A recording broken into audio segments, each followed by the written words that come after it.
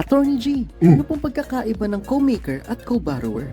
Ang co-maker ay yung isang tao na kahit hindi siya nakinabang sa isang utang, ay nangangako siyang bayaran ito just in case hindi makapagbayad ang principal borrower. Isa itong seryosong obligasyon na legally enforceable laban sa'yo. At hindi lang basta principal amount ang babayaran mo. Kasama dito lahat ng interest, penalties, fees na nakasaad sa kontratang pinirmahan ninyong dalawa. Sa madaling salita, ang isang co-maker ay parang isang nagmamagandang loob na bayani. Kasi pinapahiram niya ang kanyang kredibilidad sa principal na umuutang at nilalagay niya sa alanganin ang kanyang mga sariling ari-arian kahit wala siyang pakinabang sa utang. Ang isang co-borrower naman ay nagpapahiram ng kanyang kredibilidad because either co-owner siya ng property na isasadla o kaya naman makikinabang din siya sa proceeds ng utang. And since may pakinabang siya sa utang, solidary na yon ang liability niya. Kasama niya ang principal borrower. Pwede rin siyang sililin ng lender at any time. Hindi ito katulad ng isang co-maker na kinakailangan hintayin muna ng lender na maubos ang pera ng principal borrower bago siya makasingil sa kanya. Ngayong alam niyo na ang pagkakaiba, mag-ingat kayo sa mga pinapapirmang kontrata. Dahil marami ng lenders ngayon ang pinapapirma ka as co-borrower kahit dapat as co-maker lang dahil wala ka namang pakinabang sa utang. Hindi masama ang pumirma bilang co-borrower or co-maker. Siguraduhin mo lang na malinaw sa iyo ang obligasyong papasukin mo at handa kang gampanan ito